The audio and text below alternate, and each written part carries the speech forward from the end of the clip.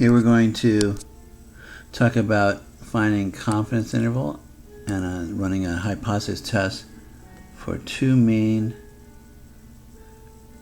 independent samples.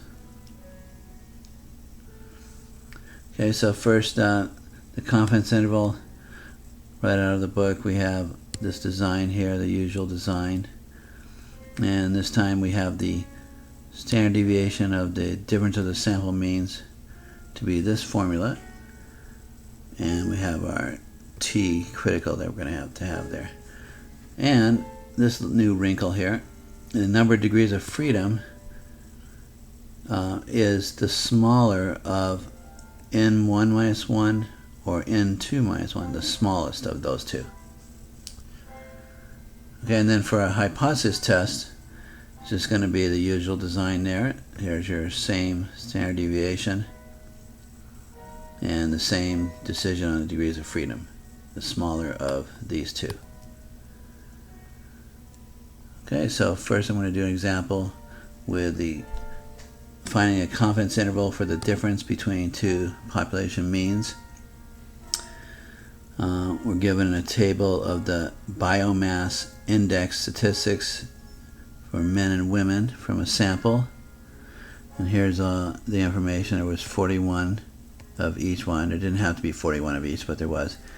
X bar sample mean for males, females, standard deviation.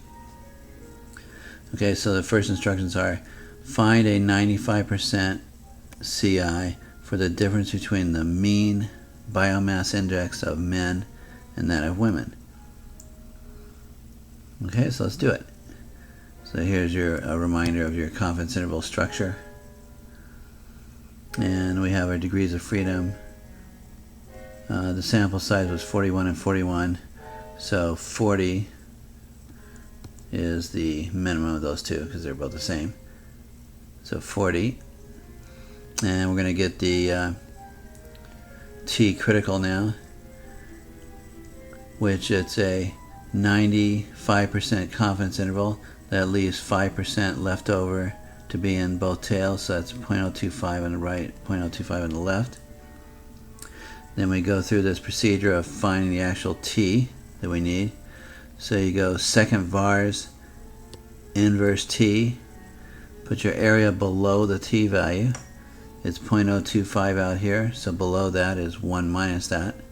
Put in your degrees of freedom, go down to paste, and you get this on the home screen, inverse t, and you press enter and you get 2.0211 approximately. Okay, so there's your t value. So the error for the confidence interval is this design here. So on the TI, you plug in all your numbers like that with the square root. Don't forget the parentheses. And that equals to 3.071. Your difference of sample means is this subtraction, which is this. So you put that in the design that we have, minus the error plus the error, and you get the two boundary numbers. So the difference between the mean biomass index of men and that of women is between negative 0.753 and 5.389, and we're 95% confident. Since 0 is included in that interval, we really don't think we're going to be able to reject that they're the same. You know, in other words, the mean really might not be different between men and women, but we'll see. So we're going to run this hypothesis test for the difference of two means, independent samples. We'll do dependent samples in another video. So this time our question is the same story, biomasses of women, men and women. We're going to use a 0.05 significance level to test the claim that males and females have the same mean body mass index. Here's our same resulting sample information that we had before. Here's our design, and we just go for it. HO is that the mean biomass of males and females are equal, and we're just testing to see if they're the same, so that means we're testing different on HA. Degrees of freedom is 40. Draw a little picture. Always draw the picture. Make sure you're setting up everything right. You got 0.025 there. It's a two-tail split.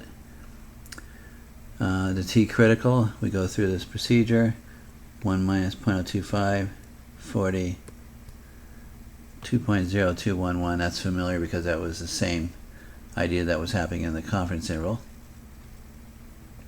So we find our T, which is this design. The difference in the population means is hypothesized to be 0, since they're hypothesized to be equal in the HO. That's where the zeros come from. So put everything in the calculator right there, figure it out, and you get your t-value of 1.525.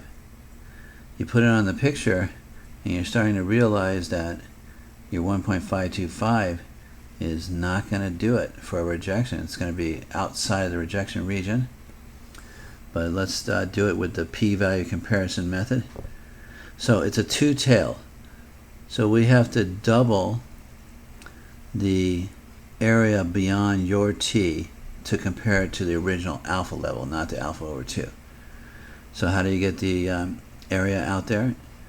You're going to do 1.525 all the way up to 10. There's hardly any area out there at 10.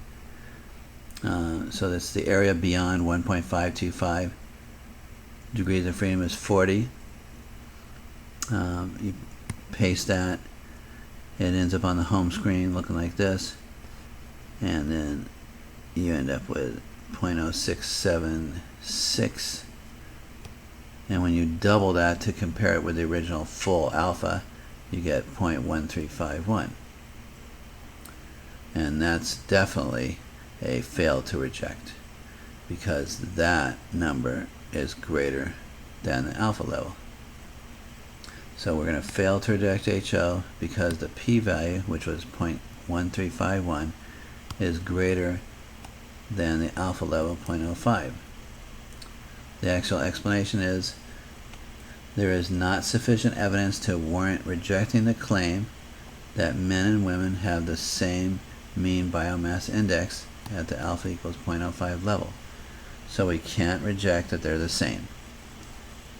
So maybe they're the same, but we just can't, definitely cannot reject that they're the same.